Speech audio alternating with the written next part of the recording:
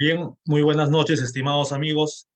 Bienvenidos al Centro Peruano de Derecho Administrativo otra vez. Este humilde servidor, mi nombre es Daniel Caballero Palacios. Estaré actuando el día de hoy como moderador. El día de hoy, estimados amigos, tenemos un tema interesante, ¿no? Eh, Vamos a hablar un poco sobre el tema del liberalismo, un poco del liberalismo y su aplicación en el Estado de Derecho, de repente algunos términos también importantes, clásicos del liberalismo, que de repente en algunas oportunidades, en algunos sectores, tiende a confundirse un poco, ¿no? Entonces, para ello, tenemos a Jorge Ugarte Olivera. Él es docente y presidente de la Asociación Pedro Beltrán. También es autor de los libros Perú y Chile, los antecedentes en el conflicto con el país del sur, entre otros. También es promotor de la editorial Liberi. Entonces, estimados amigos, para nosotros es un gusto poder tenerlo aquí esta noche a Jorge hablando de estos temas, que por supuesto es un referente, ¿no? Del liberalismo peruano. Él nos va a dictar un poco sobre los temas, como lo hemos mencionado, para poder entender mejor qué cosas son estas corrientes económicas, liberales, ¿no? Que muchas veces lo hemos tenido, pero muchas veces no los hemos entendido, ¿no? O muchas veces, peor aún, se ha confundido. Entonces, Jorge, para nosotros otra vez te damos la bienvenida, ¿no? Al Centro Peruano de Derecho Administrativo, por supuesto, esperando en futuras oportunidades tenerte en nuestras filas, tenerte otra vez dentro de nuestros equipos. No voy a quitarte más tiempo, Jorge, te doy el uso de la palabra. Te escuchamos.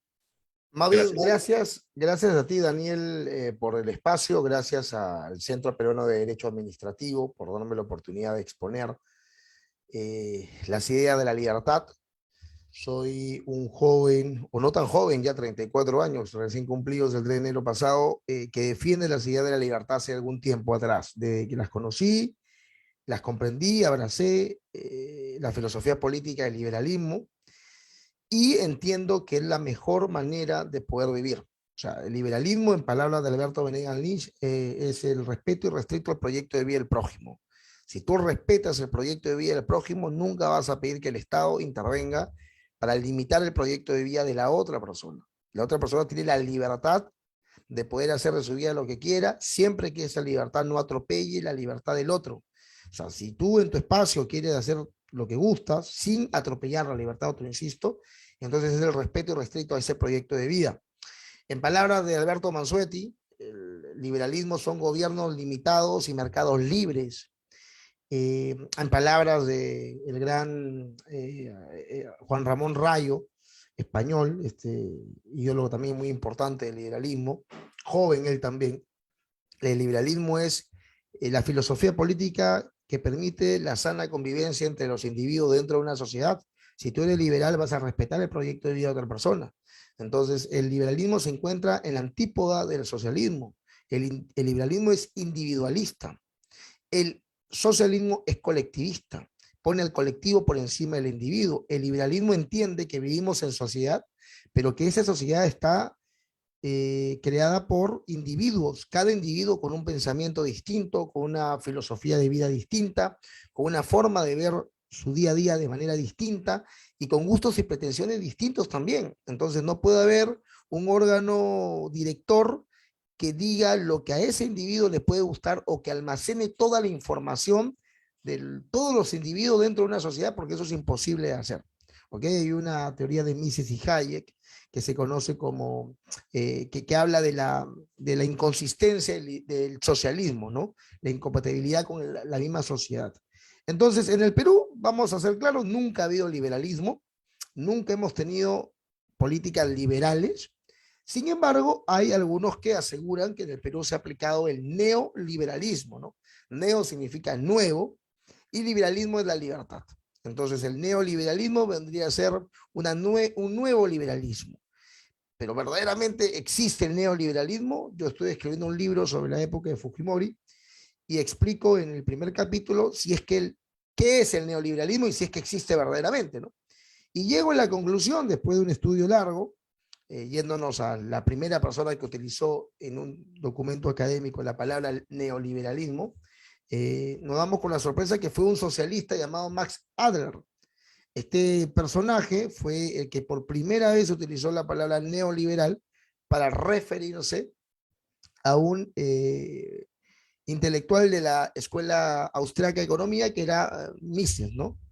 Mises es nombrado por Max Adler de forma neoliberal, la primera vez en 1922. Luego un fascista lo utiliza en 1930 y luego se acuña el término de forma académica en la reunión esta de Walter Lippmann, ¿no? En el coloquio de Walter Lippmann en 1938. En ese coloquio se reúnen varios personajes de economía, algunos de ellos liberales, otros no liberales. A esa reunión asistió Mises y Hayek y también Walter Lippmann, que era un periodista norteamericano muy cercano a Keynes.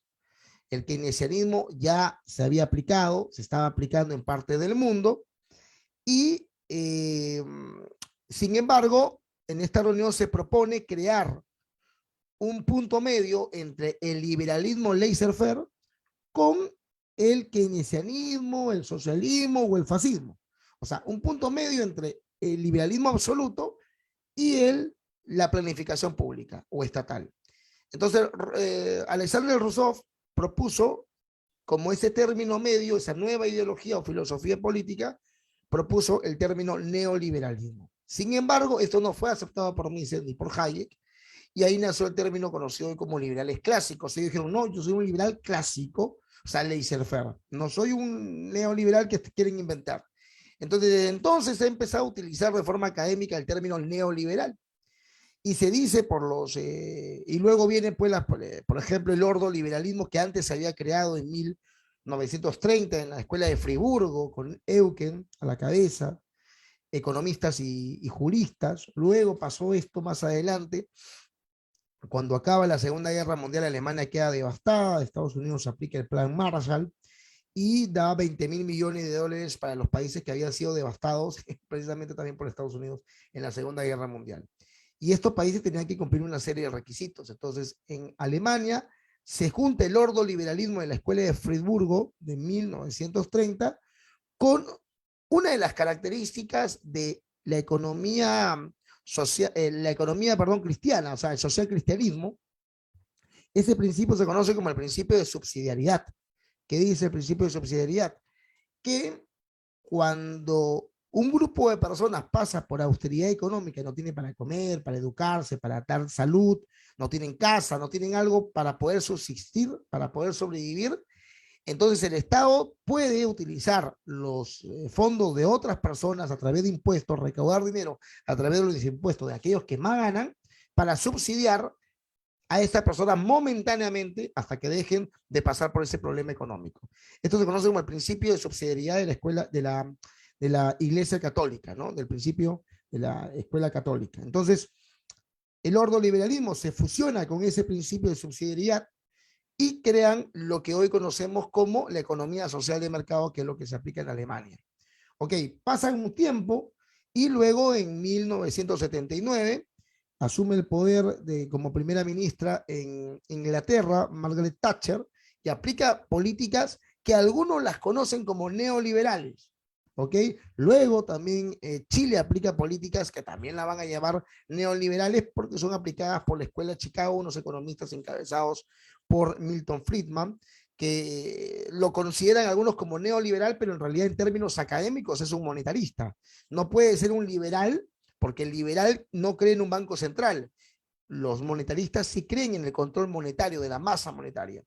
Luego, en 1981, Ronald Reagan asume el poder en los Estados Unidos y también aplica políticas muy parecidas a las de Margaret Thatcher, pero que no solucionan de todo el problema en Estados Unidos.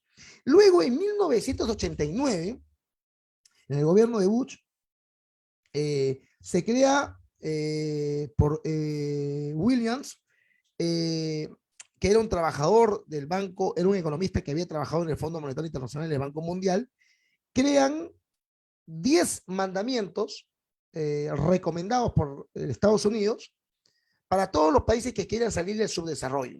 O sea, crean algo que se conoce como el consenso de Washington. Son 10 puntos mandados por el Fondo Monetario Internacional. O sea, el fondo decía, si tú estás quebrado como país y quieres que te prestemos plata, te vamos a prestar, pero tienes que obedecer estos 10 mandamientos. Entonces, esas políticas de 1989, que se conocen como políticas del consenso de Washington, se aplicaron en el gobierno de Alberto Fujimori después del Fujichoc, que fue en agosto de 1990. Eso se aplicó.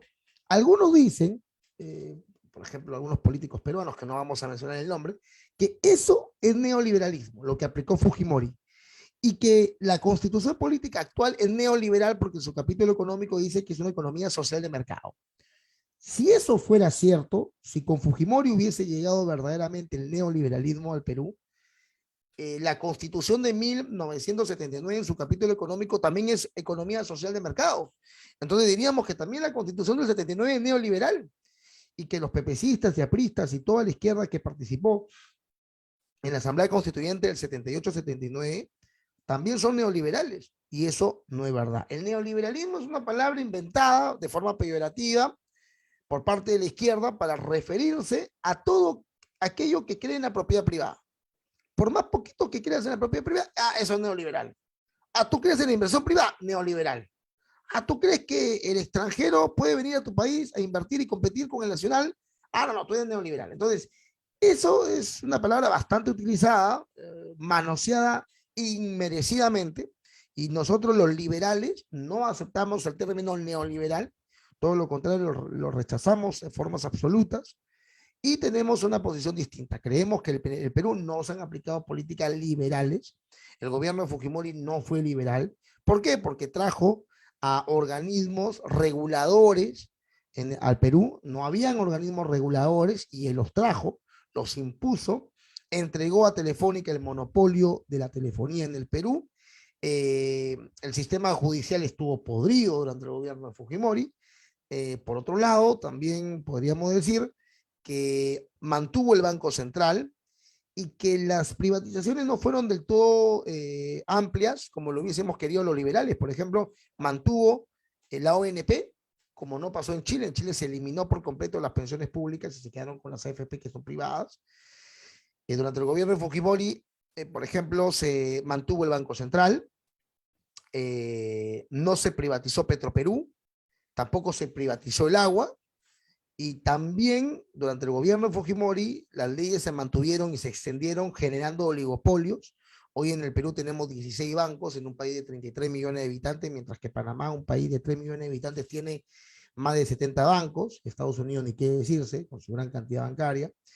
En el Perú hay 4 empresas de telefonía o 5 empresas de telefonía, hay 4 empresas de AFP, hay oligopolios, hay una sola empresa gigante que puede comprar la leche porque hay más empresas, porque hay más dificultad para invertir en la compra de leche a los ganaderos. Hay una serie de oligopolios en el Perú complejos. Los liberales queremos eliminar esos oligopolios a través de la eliminación de leyes burocráticas que lo que hacen es entorpecer la inversión privada. Entonces, si me permiten compartir este pequeño preámbulo, es importante mencionarlo. Me permiten compartir pantalla para, acá está, gracias, para más o menos explicar las reformas que proponemos los liberales desde el punto de vista de la academia que nosotros tenemos, que se llama Academia Pedro Beltrán. Nosotros como academia tenemos 5 reformas principales. Brevemente lo voy a explicar para aquellos que de repente en su momento puedan ver este video y sepan que hay un grupo de intelectuales en el Perú que proponemos esto, que cualquier político puede tomarlos y utilizarlos y aplicarlos con asesoría de otros liberales más. ¿Ok? La primera reforma es la reforma del Estado. Para poder entender qué es el Estado, vamos a Max Weber, que está lejos de ser un liberal. Max Weber dio una definición de lo que es liberal, de lo que es el Estado, perdón. El Estado es un conjunto de burócratas que almacenan el monopolio de la violencia física. El Estado no somos nosotros los individuos de a pie. El Estado está representado por 3 poderes: el judicial, legislativo y el ejecutivo. Los que están en el poder son los políticos y funcionarios públicos, no somos nosotros. Entonces, el Estado es un ente abstracto que tenemos que concretizarlo, bajarlo al llano y de esa forma podemos saber quién es el Estado.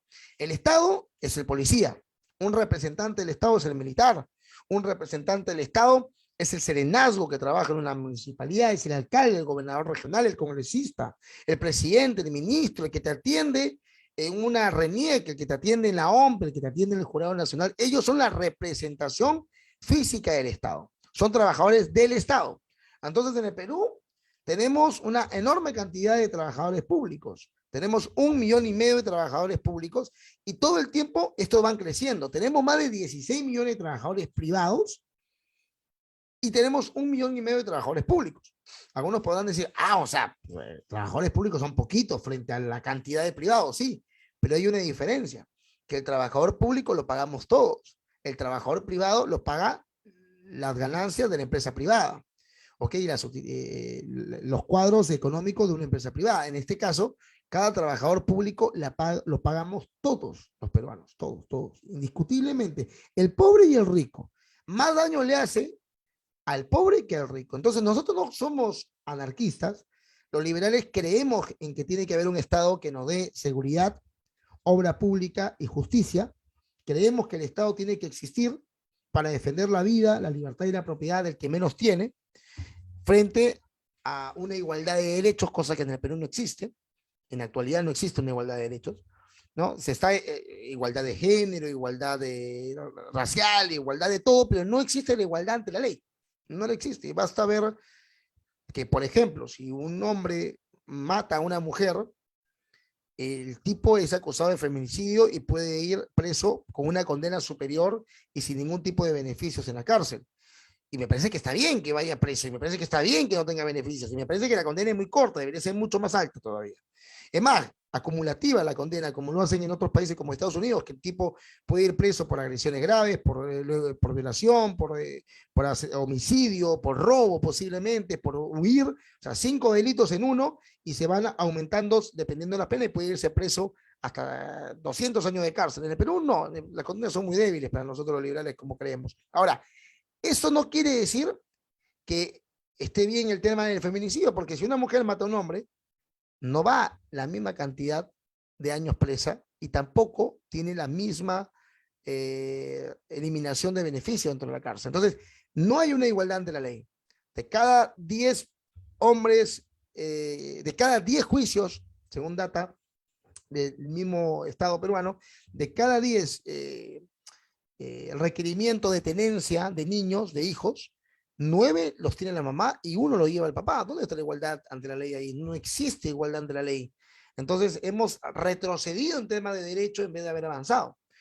Entonces, nosotros como liberales proponemos lo siguiente. ¿Cuánto nos cuestan esos 19, ese 1,5 millones de trabajadores públicos? Esa es una data del presupuesto público 2022, del año pasado. Nos costaron el 1,5 millones de trabajadores públicos el año pasado 79.000 millones de soles. Eso equivale al 40.4% de todo el gasto público. O sea, 10 veces más se gasta en personal que en educación. Es gigantesco, casi la mitad. ¿Y saben qué es lo peor de todo? Es que ese presupuesto tiene déficit fiscal. El presupuesto público del 2022 tiene un déficit fiscal de 19%. Es un escándalo.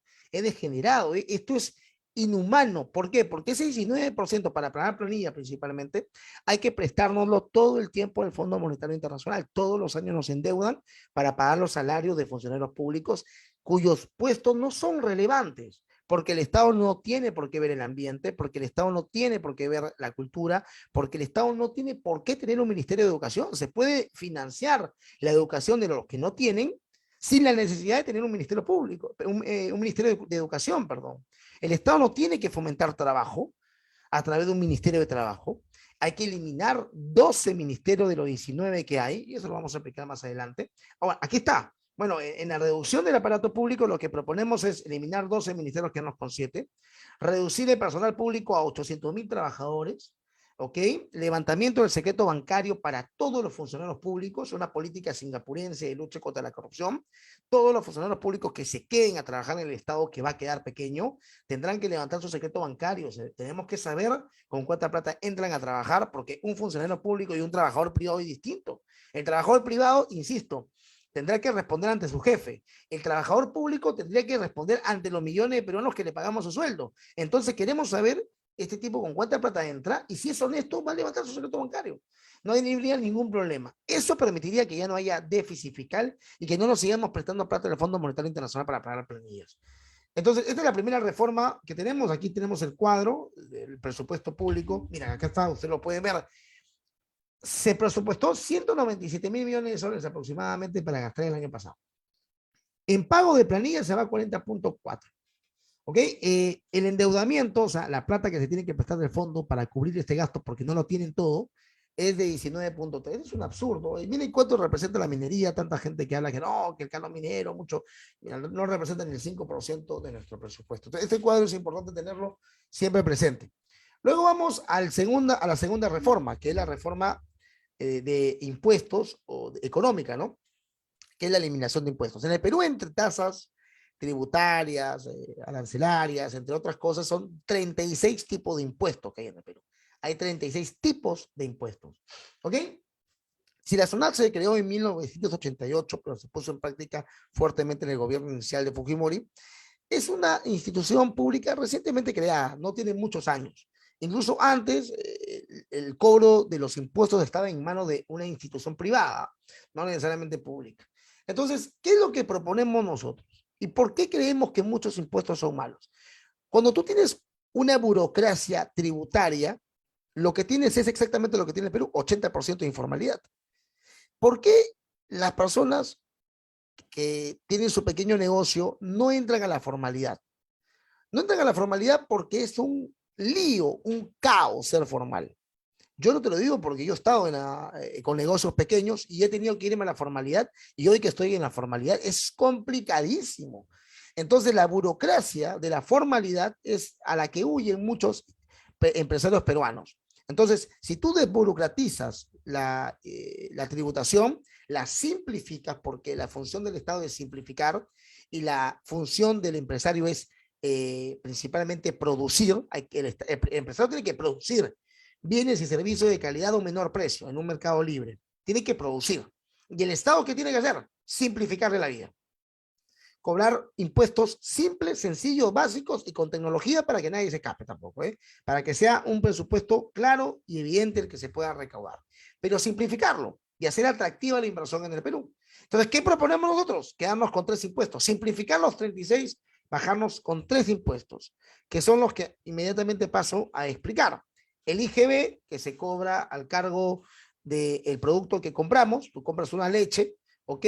Le agregamos el 10% de IGB. Ese 10% lo cobra el gobierno central. El segundo impuesto también va cargado al valor del producto, es de 10% como máximo. O sea, tendremos un 20% agregado al valor del producto, hoy tenemos 18. Tenemos una razón, porque el tope 10 puede ser menos, ¿eh? Eso dependerá de cada gobierno. La diferencia entre el IGB y el IVA es que el IVA se cobra de manera regional y el IGB se cobraría de manera nacional.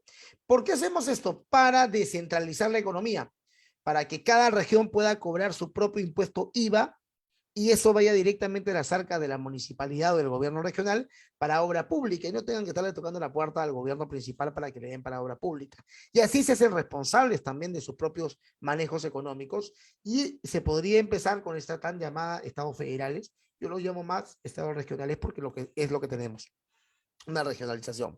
Y por último, el impuesto a la renta, que si hoy actualmente son 5 categorías, nos vamos a quedar con una, nada más.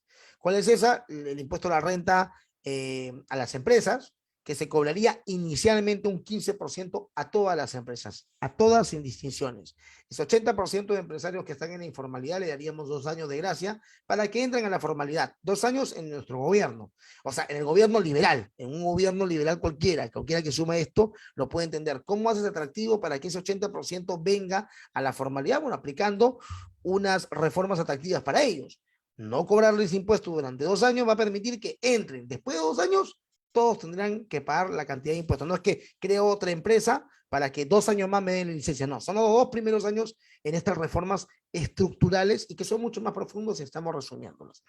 ¿Quién cobraría los impuestos? Nosotros proponemos eliminar la SUNAT y aplicar un sistema de tecnología que los técnicos liberales en tecnología la pueden explicar con mayor, lo puedo invitar acá a Manuel Pachas, que es un crack en tecnología y puede explicar un poco cómo sería este sistema de cobros.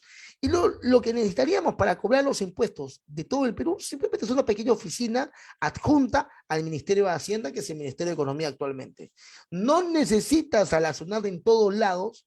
No, tú puedes reemplazar a los funcionarios públicos en gran mayoría y sobre todo eliminar la corrupción con sistema de tecnología inviolable, ¿eh? En términos de autenticidad, por ejemplo. Esa es la reforma que le mencionaba. Ahora viene la reforma más polémica de la educación, porque los liberales, y esto va a ser bastante polémico, pero lo tengo que decir, los liberales consideramos que la educación no es un derecho, la salud tampoco es un derecho. A ver, lo explico de una manera muy sencilla. Son 3 derechos los que existen: la vida, la libertad y la propiedad. Mi vida no le cuesta a nadie. A nadie de ustedes le cuesta mi vida. Yo vivo libre y espontáneamente y nadie me paga mi comida. Yo me rompo las espaldas para poder llevar a mi casa comida y pagarme la mía principalmente. Entonces, mi vida no le cuesta a nadie. Mi libertad, yo soy libre de hacer lo que quiero siempre que no atropelle la libertad del otro. Yo soy libre de enamorarme más de mi esposa, de amar más a mis hijos, de viajar. Tengo la libertad y esa libertad a nadie le cuesta. El tercer derecho es el derecho de la propiedad. Yo tengo un auto que a ninguno de ustedes les costó. Yo me lo compré, yo me sacrifiqué, yo ahorré y me compré mi carro. Ok, esos 3 derechos que yo he mencionado son de los famosos derechos negativos, naturales. Estos derechos no les cuesta a nadie. O sea, para que algo sea un derecho, no le tiene que costar a otro. Ahora, ¿la educación es un derecho? Veamos si es un derecho. ¿Al profesor se le paga? Sí. ¿Se pagan las carpetas? Sí. ¿Se paga la infraestructura? Sí. ¿Se paga? Ok. Si se paga, ¿de dónde sale esa plata? ¿De los árboles? ¿Cae de la lluvia? No. Ese dinero sale de los bolsillos de los ciudadanos, que se les quita a través de los llamados impuestos, que son contribuciones involuntarias. Nos guste o no, no son voluntarias. Entonces, se les quita una parte para poder financiarlo. No puede ser un derecho algo que parte de la violación de la propiedad privada de otro, o sea, de la violación de todo derecho. No es un derecho, ni la salud, ni la educación, ni la vivienda digna, ni el internet, ni el amor, nada, nada de esto es un derecho. Nadie tiene el derecho de quitarte esa posibilidad de estudiar, nadie. Ahora, sin embargo, somos liberales. En este punto coincidimos con Hayek y obviamente entendemos que tantos años de socialismo en el Perú, de estatismo, no podemos quitar los subsidios. Entonces tenemos una solución para seguir dándole educación a los 6.2 millones de estudiantes públicos. En el Perú hay 8.5 millones de estudiantes en general. 2.3 millones son privados. O sea, tienen plata para pagarse. Y 6.8, perdón, 6.2 son públicos. Van a universidades y colegios públicos. ¿Cuánto se destina de nuestros bolsillos a través del Estado para pagar la educación de 6.2 millones de estudiantes? 35.895 millones de soles. Ahí está, según datos del MEF. ¿Ok? El Estado tiene en sus manos el 75% de la educación. ¿Cuántos colegios públicos hay en el Perú? 54.000. A pedazos se caen 22.000 colegios. ¿Qué es lo que proponemos nosotros, los liberales? Seguir dándole educación a esos 6.2 millones de estudiantes, pero ya no darle la plata a los colegios públicos o darle la plata a los gobiernos regionales o darle la plata a los municipios. Lo que proponemos nosotros es que el padre pueda dividir esos 35.000 millones de soles entre los 6.2 millones de estudiantes. A cada uno le toca 5.700 soles al año. En el colegio se estudia 10 meses al año. Estamos hablando de, si divide 5.700 entre 10, 570 soles mensuales. ¿El papá qué haría en el sistema que estamos proponiendo? Yo soy un papá pobre, con 4 hijos pobres que están en un colegio estatal. Ya no hay colegios públicos, se privatizan. Y el papá dice, ahora, ¿cómo pago la educación de los 4? Señor, tranquilo. Porque 6.2 millones de estudiantes y sus hijos van a seguir teniendo educación, pero ahora privada. Y se la vamos a pagar nosotros a través de los fondos públicos de la gente. Ok, ¿cuántos hijos tiene usted? 4. Perfecto. Busca un colegio privado cuya mensualidad no sea superior a 500 soles o 570 soles al mes o a 5.700 soles al año. Hay un montón de buenos colegios, no voy a decir su nombre porque no me ha pagado para hacer el cherry, pero hay un montón de colegios buenos privados que cuestan 300 soles. Bueno, el papá buscará uno de máximo 570 soles, ¿ok?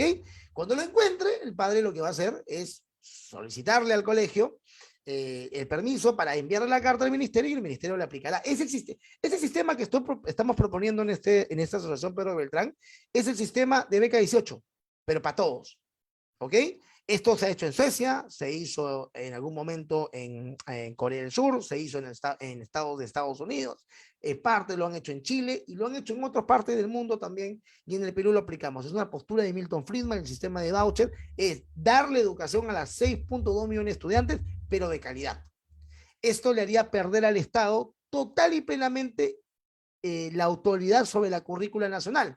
El Estado no puede tener en sus manos el monopolio de la currícula. Como bien lo decía Marx en el Manifiesto Comunista, en el punto número 10 del socialismo, donde la educación tiene que ser pública y gratuita, entre comillas, para todos. El Estado tiene que manejar la educación. ¿Por qué? Porque en el colegio público te meten toda la lucha de clases. Sin hablarte de Marx, terminas creyendo en la lucha de clases más adelante. Entonces, eso es lo que proponemos en educación. En salud, acá están los datos también de educación para que ustedes vean para qué se gasta el dinero de educación. Estos datos los voy a dejar porque son muy importantes. Vamos al tema, la quinta reforma, que es la reforma educativa, perdón, de salud. Es lo mismo, sistema de voucher. Tú lo que vas a hacer es, en vez de gastar la cantidad de dinero que se gasta en salud, lo vamos a repartir a los hospitales privados, para que la gente pueda asistir con un seguro pagado, subsidiado por el Estado, en cualquier clínica u hospital privado. Si tú te vas ahora, en estos momentos, a una clínica, a un hospital como el María Auxiliadora, una persona que está en emergencias, pregúntale si tiene la alternativa de irse a un privado pagado por el Estado y por todos los peruanos. ¿Se iría a un privado o se quedaría en ese hospital al que la sigan humillando, como muchas veces ocurre? Todos van a correr a un hospital privado. Así que eso es casi muy parecido al sistema de voucher de educación. Y por último, porque el tiempo es corto, vamos con el sistema de pensiones. Eso es algo, voy a tratar de resumirlo porque es bastante complejo. En el Perú tenemos dos sistemas de pensiones.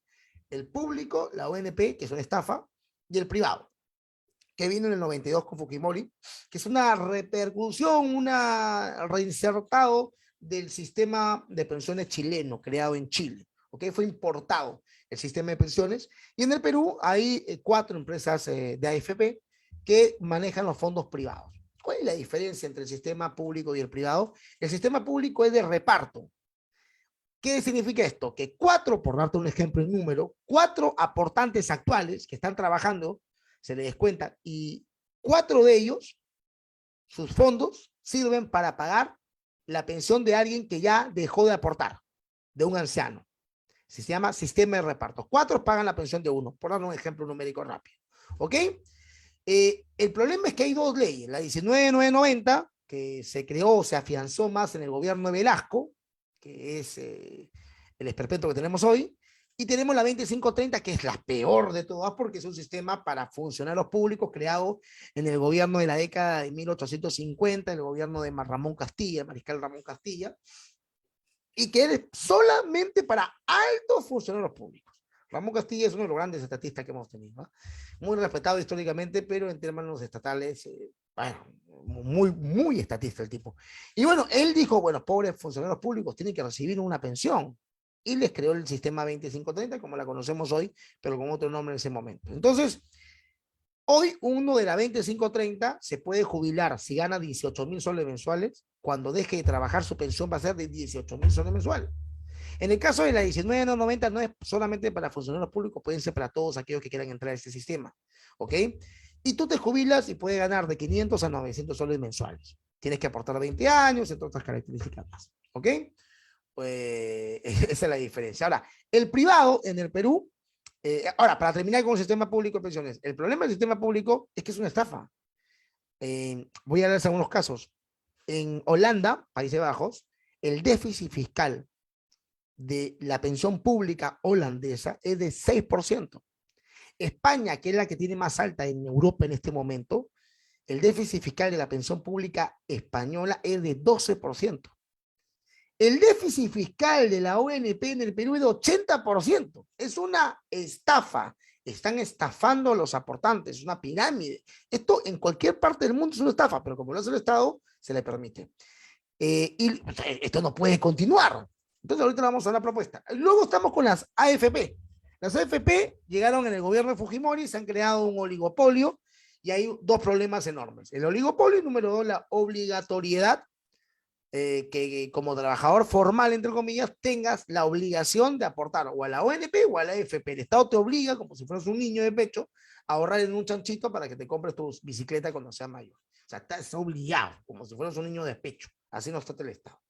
¿Qué es lo que proponemos los liberales de la Academia Pedro Beltrán? ¿Ah? No todos los liberales creen lo mismo, pero nosotros, ¿qué propuesta damos con el tema de las pensiones? Primero, cortar la ONP, que ya no hayan nuevos aportantes de la ONP, que ninguno más sea estafado, y asumir esa deuda pública porque no queda de otra. Si ya cubrimos el 80% todos los años, pues cubramos el 20% adicional, el 100%, pero que nadie más sea estafado.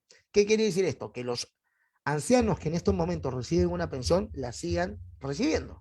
No hay problema con eso, la seguirán recibiendo hasta el último día de su vida. Hay que seguir amparándolo, hay que darle su pensión. Ellos no tienen la culpa de esta estafa.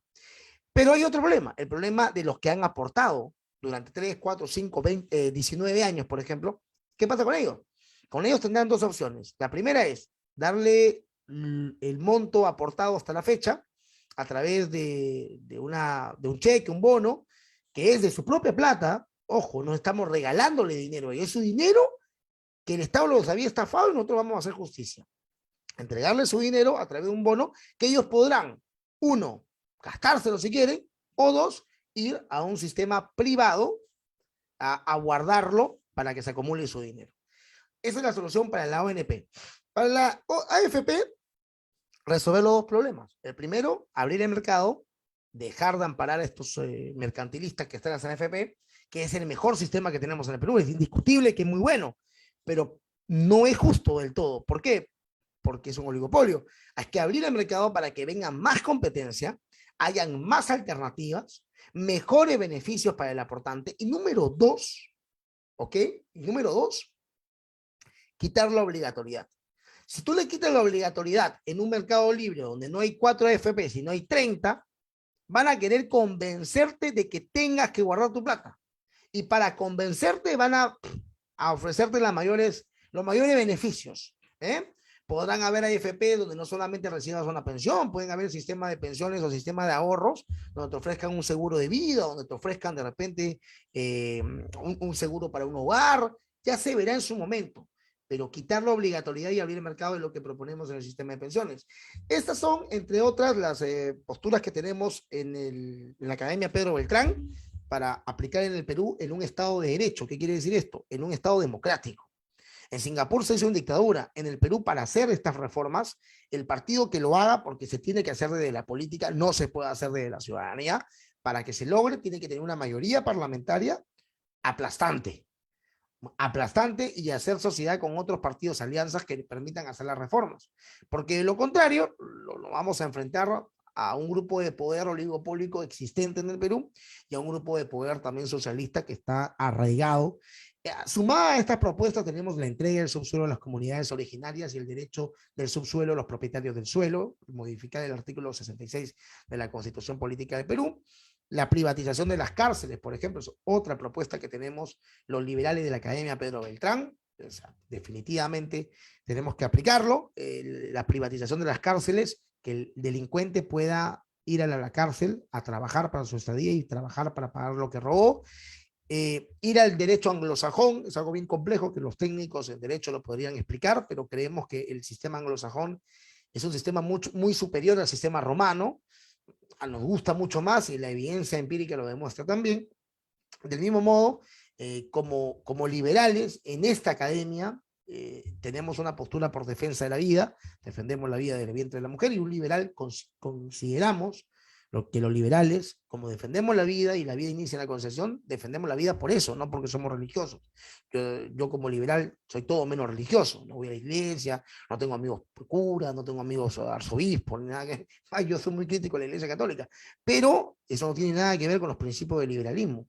Entonces, tenemos esas posturas y estas son las principales propuestas que tenemos en el partido, en la Asociación Pedro Beltrán, perdón. No sé si hay alguna pregunta. Gracias, Jorge. Te felicito por la exposición muy clara y didáctica. No, yo entiendo que estos temas, por supuesto, que son mucho más amplios y que nos demoraríamos meses tratando de poder desglosar cada elemento. Yo me gustaría hacer tantas preguntas, Jorge, pero quiero de repente solamente enfocarme en lo más importante.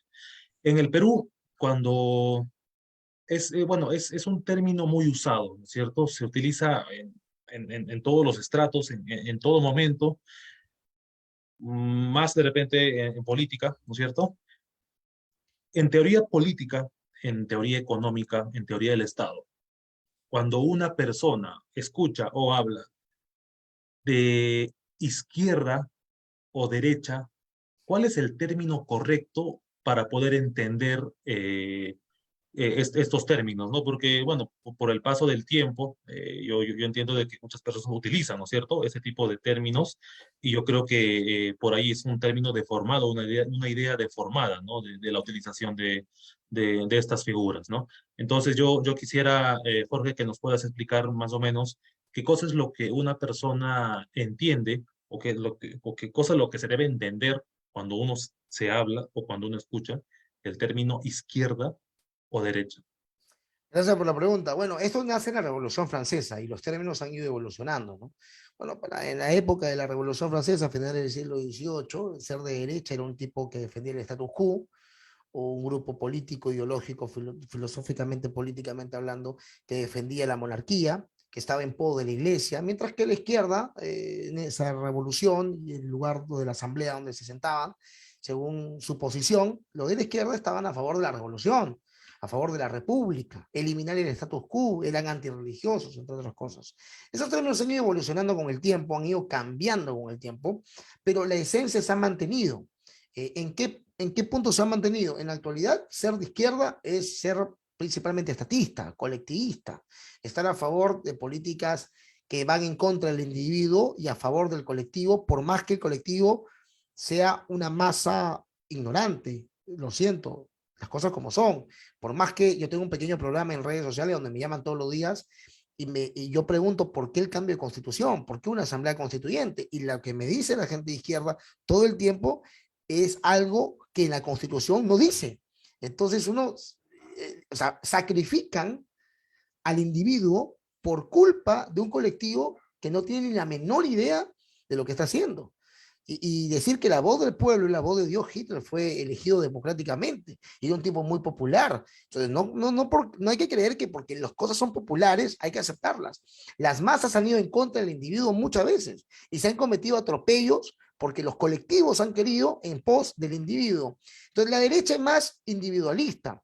La derecha creen que los medios de producción tienen que estar en manos de entes privados, mientras que la izquierda cree que el Estado puede manejar los medios de producción o en todo caso, hasta un punto, pueden estar en manos privadas, pero con altos impuestos, como lo cree la izquierda progresista. Yo podría dar algunos conceptos rápidos, porque justo estoy escribiendo un libro sobre esto también, relacionado con la izquierda y la derecha. Yo pondría la izquierda ortodoxa y la izquierda progresista. ¿No? En la izquierda ortodoxa encontramos a Perú Libre, por ejemplo, es una izquierda hasta conservador en algunos puntos. Pedro Castillo era conservador, muchos congresistas del bloque magisterial de izquierda ortodoxa eran también conservadores, coincidían mucho con Renovación Popular, por ejemplo, lo hemos visto en el Parlamento, ¿no? En algunas cosas. Bueno, ese es una izquierda más ortodoxa, ¿ok? Más marxista.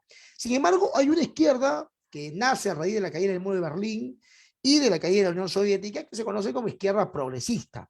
Es una izquierda que toma esos pequeños colectivos que ellos habían atacado históricamente, como las mujeres, el feminismo, ¿no? El indigenismo y otros entes más por ahí, la comunidad LGBT, por ejemplo. Si vemos la historia, el Che Guevara creó un campo de concentración de trabajos forzados para homosexuales y disidentes. O sea, la izquierda ortodoxa maltrató al homosexual, maltrató a la mujer, crearon campos de trabajo forzados para las mujeres.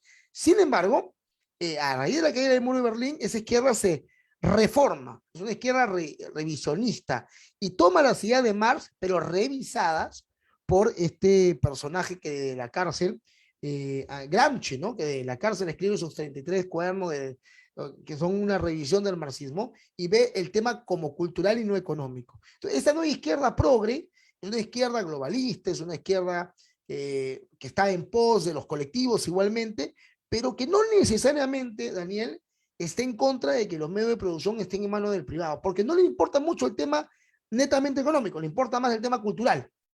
¿Ok? Ahí tenemos otras ideologías como la ideología de género, pero sí creen en impuestos altos, muy altos. ¿Ok? El impuesto a la riqueza, por ejemplo, la que más gana, más paga, ¿no? Los millonarios tienen que pagar más. ¿Ok? Esa es la izquierda que yo puedo definirte en el Perú, y la izquierda progre está, pues, creo que decir, bueno, voy a decir uno, Verónica Mendoza y otro más, pero hay mucho más que ya no me quiero meter en problemas, porque no estoy en mi canal, sino en mi canal sí lo puedo decir. Y luego tenemos una derecha que yo la divido en tres grupos, para ser honesto. Una derecha conservadora, ¿ok? Por ejemplo, el presidente del Perú, Odría, fue un militar conservador que creyó en la inversión privada y que tenía vínculos muy cercanos con Estados Unidos, una derecha procapitalista, pero con militarismo autoritaria. ¿No? Muchas veces esa izquierda de conservadores es así.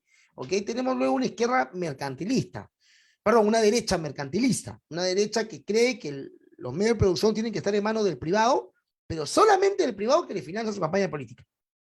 No van a expropiar, no van a quitar nada, no van a crear impuestos a la riqueza, no, no, no. Pero financia de mi campañita, ¿no? Y ya de ahí te doy tu ayudín. Ok, y luego hay una derecha liberal que nunca gobernó el Perú. Y es una derecha que necesita el Perú. Es una derecha que cree que todos los individuos tenemos que ser tratados de igual manera ante la ley, y que no importa si eres extranjero, blanco, negro, cholo, indio, mujer, hombre, homosexual, lesbiana, no interesa si eres católico o ateo, tú serás tratado de igual manera ante la ley, indistintamente, y no van a haber restricciones para tu libertad de expresión, a no ser que tú estés usando la libertad de expresión para difamar o hablar de repente cosas que no son verdaderas de una persona, te tendrá el derecho a poder también denunciarte por su integridad. Esa derecha liberal no hay en el Perú. Entonces, no, si hay una derecha mercantilista, sí la hay, y creemos que es una derecha que no hace bien, evidentemente, que no hace bien, y es una derecha sí que ha heredado algunas costumbres de la derecha de la Revolución Francesa, ¿no? Nosotros, los liberales clásicos, somos una derecha liberal que abraza los principios de Mises, por ejemplo, de Menger, Popper, o abrazamos los principios de Adam Smith, ¿no? Que también criticó abiertamente en La riqueza de la nación, el libro publicado en 1776, criticó abiertamente el mercantilismo. Tengan cuidado de esos empresarios prebendarios que quieren promover leyes que los favorecen a ellos. Entonces, en el Perú hemos tenido eso, ¿no? Claro, entonces podríamos mencionar de que existe una diferencia cualitativa respecto a lo que es un Estado liberal y un Estado mercantilista, Total. y que muchas veces se confunde, Exacto. Totalmente. ¿cierto? Claro, Hemos entonces, tenido mercantilismo mucho y tenemos mercantilismo mucho. Por ejemplo, el mismo Pedro Castillo era mercantilista. Los que han entregado concesiones en su gobierno ha sido gente cercana a su familia. Eso es mercantilismo puro, le doy a los amigos de mis amigos. claro, entonces los monopolios, ¿no? Los monopolios, digamos, que se conocen propiamente dichos. Es más, no sé si es que en el Perú existen monopolios así, ¿no? Privados no existen. Público sí, el Estado tiene monopolio de muchas cosas. Para que el monopolio pueda existir, en todo caso, necesita el Estado, Exacto, ¿cierto? ¿No? exacto. Sí, Claro. puede haber un monopolio en un mercado libre, sí, pero no dura, pues, porque no hay ningún impedimento para que otra empresa entre a competir con esta empresa que se está haciendo multimillonaria. Pero no hay una ley en un mercado libre donde una empresa tenga la facultad única de poder aplicar su capital para dar servicios o bienes a la población. Puede haber un monopolio en un mercado libre, sí, pero no habría impedimento de que otra empresa pueda competir con ella.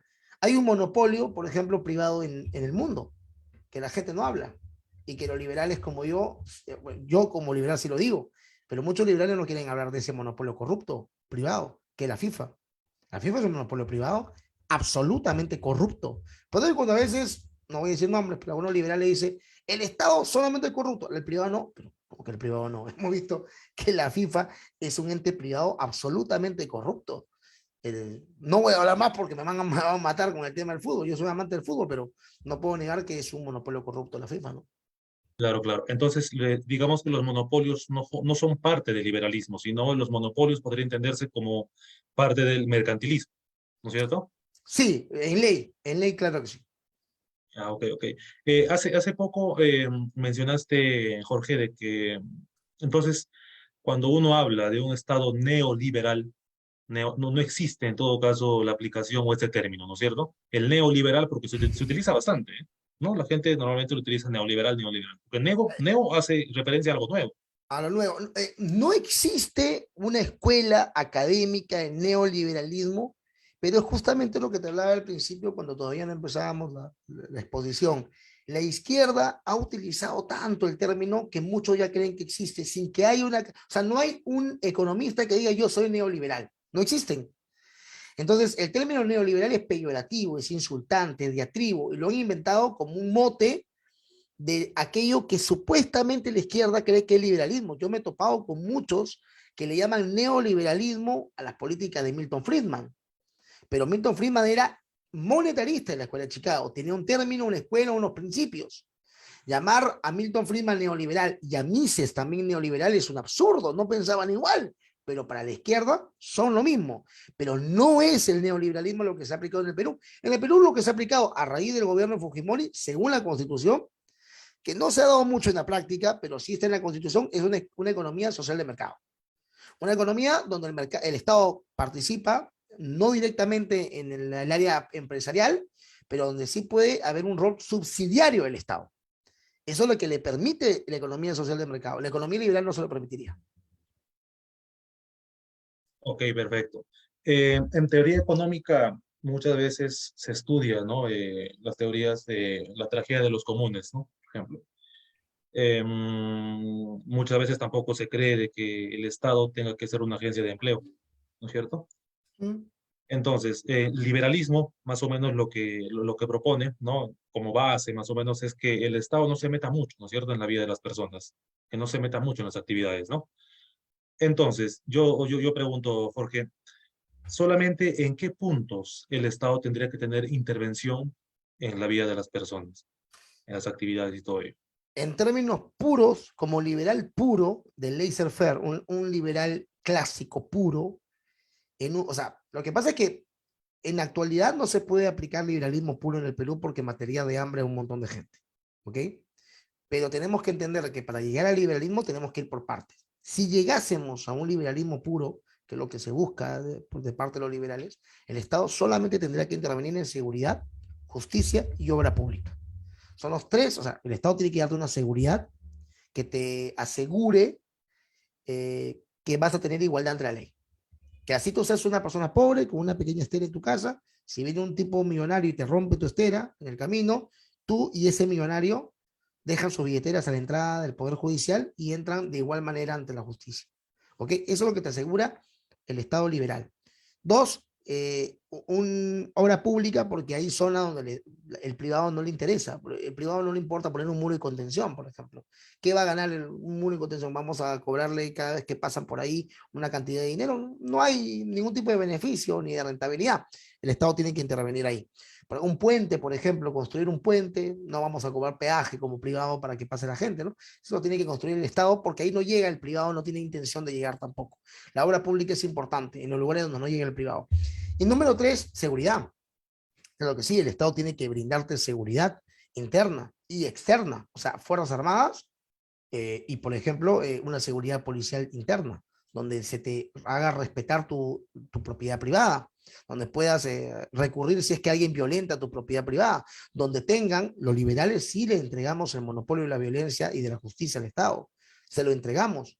Ojo, eso está muy claro de parte del mismo Mises. Mises en su libro Liberalismo reconoce algo muy puntual, que el liberal no es anarquista, el liberal sí reconoce la necesidad de la existencia de un Estado pequeño, ¿ok? Ahora, la postura de Hayek, que es un liberal menos liberal que todos, pero que me interesa mucho esta posición, Hayek menciona también que en momentos de crisis, por ejemplo, no sé, hay una sequía o hay un diluvio gigante o hay un terremoto en una zona específica, por ejemplo, el terremoto que hubo en Ica, ¿no? Fue en Ica el terremoto que hubo, ok. En ese momento hay gente que se quedó sin nada. ¿El Estado podría intervenir con fondos públicos ahí y ayudar a estas personas? Sí, sí lo podría hacer, solamente en esos casos específicos. Lo que proponemos desde la Asociación Pedro Beltrán es que de pasar eso, esa persona, ese político, ese funcionario público que brinde esa ayuda, no podría reelegirse, porque podría utilizar eso como caballito de batalla para reelegirse y podría alimentar ese ego que todo ser humano tiene, ¿no? O sea, en términos básicos y puntuales, el Estado debería dedicarse a obra pública, seguridad y justicia, nada más. Pero en una primera instancia, los liberales de la Academia Pedro Beltrán proponemos que además de esos tres, el Estado pueda seguir solventando la educación y la salud de quien no tiene. Excelente. Por último, Jorge, ¿cómo ves el futuro del liberalismo en el Perú? ¿Ves con optimismo? De repente, tú eres de los que tienen la opinión que en el colegio debería ser un curso obligatorio, teoría del Estado, donde se enseña ese tipo de cosas. No, yo no creo en nada obligatorio, no me gusta. Pero yo sí creo que el Estado no tiene que tener la educación en sus manos y que los colegios libremente puedan enseñar liberalismo si desean. Yo lo hago en mi academia y me parece fantástico que la gente pueda aprender más de liberalismo. Ahora, ¿qué le hago al Perú? Lo que pasa es que el liberalismo, no sé si te has dado cuenta, Daniel, es bien elitista, ¿no? O sea, no vemos a un liberal en una pampa de Villa María del Triunfo predicando el liberalismo como lo hacen los izquierdistas en las pampas, en los cerros, ensuciándose los zapatos y ahí está su mayor... a veces uno ve las noticias y vemos a gente del campo que repite nueva constitución y yo me pregunto, está bien, ahí llegó la izquierda. ¿Cuándo ha llegado ahí un liberal? Yo ya he hecho, no quiero hablar de política, pero yo ya como academia hemos viajado, hemos ido a lugares muy pobres y saben lo que hemos descubierto, que cuando el pobre escucha otro discurso, que no es el único que tiene, porque ahí lo tiene solamente la izquierda, porque no va a liberal, entonces el liberal va y le explica a la señora, mire señora, usted está marchando, cerrando esta carretera porque le molesta la contaminación de esta mina. ¿Ok? Y porque le parece poco lo que esta mina le dan a ustedes como comunidad. ¿Qué le parece si le damos título de propiedad a usted y a toda la comunidad de San Marcos, por ejemplo, en Oroya, para que ustedes sean los legítimos dueños de este yacimiento minero y ustedes puedan recibir lo que le corresponde verdaderamente? Contentos. Cuando hemos ido a las afueras de un colegio, donde las madres están acampando en enero y febrero para encontrar un cupo para que sus hijos estudien, suplicándole al Estado que le den educación cuando ya le cobraron sus impuestos adelantados, humillando a esta gente, yo les pregunto, si le doy la opción, señora, de que siga acá haciendo su cola, o le pago el colegio un año completo en el colegio X de aquí, de su barrio, que está a menos de 500 soles, ¿usted qué acepta? Me voy volando, joven, ahorita. Todas levantan la mano. Entonces, el liberalismo sí es atractivo, pero hay que llegar a las masas. Y lo que estamos tratando de hacer nosotros en la academia es popularizar las ideas de la libertad. No ser tan elitista, por eso que no me invitan mucho a los eventos populares del liberalismo, porque lo dan en lugares muy como diríamos, pitucones, ¿no? La élite liberal no me quiere mucho, pero el popular sí estamos empezando a hacer, ¿no? Creo que Javier Milei ha hecho también un gran aporte desde Argentina con sus ideas, ¿no? Que han popularizado. Excelente, Jorge. Gracias. A nombre de toda la organización, te felicitamos, te agradecemos por tu tiempo, por las palabras, por todo lo que has enseñado el día de hoy. Queremos, por supuesto, tenerte en futuras ponencias, ¿no? En futuros eventos, hablando más sobre estos temas. Si de repente tienes palabras finales para ya terminar con la reunión, si no, depende de ti. No, agradecerles a ustedes por lo que están haciendo, por difundir liberalismo. Les agradezco muchísimo a Daniel. Bueno, veo aquí a Emma, a Córdoba también, están conectados. Agradecerles a seguir difundiendo las ideas de la libertad desde todos los espacios posibles, internet, presencial, en todo, en los colegios, en las universidades. Hay que hacer la batalla cultural, hay que hacer la batalla cultural desde todos los frentes. Así que les quiero agradecer eso y me despido con un lema muy famoso de los liberales que es viva la libertad, carajo. Muchas gracias por haberme invitado. Gracias, Jorge. Gracias. Igualmente te agradecemos. Bien, hemos llegado al final. Agradecemos también a todas las personas que nos han seguido en las redes sociales.